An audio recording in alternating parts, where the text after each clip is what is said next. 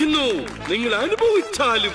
കണ്ണു തുറന്ന് നോക്ക്, അന്തരീക്ഷത്തിന്റെ മട്ടും ഭാവവും മാറുന്ന കാണുന്നില്ലേ? എന്തോ വരാൻ പോകുന്നെന്ന് എന്റെ മനസ്സ് പറയുന്നു.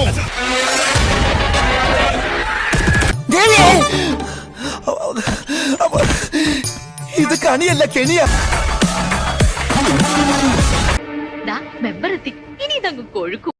Big Boss Malayalam season 7 Akhil മാരാർക്ക് സ്വാഗതം.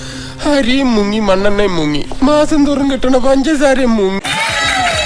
എന്നെ ഒരു ദൗത്യം ഏൽപ്പിച്ചൊക്കെയാണ്.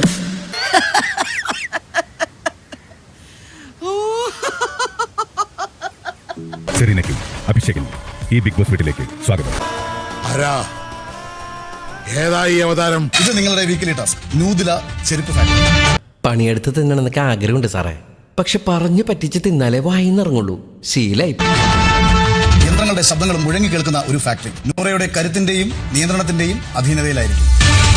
സത്യം അതെ. ഞാൻ ആരുമല്ല. നീ എന്റെ കഞ്ഞിയിൽ പാറ്റിടാൻ വന്നവനല്ലടാ. അംഗീകരിക്കാതിരിക്കാം, അതൊക്കെ നൂറയുടെ ഇഷ്ടമാണ്.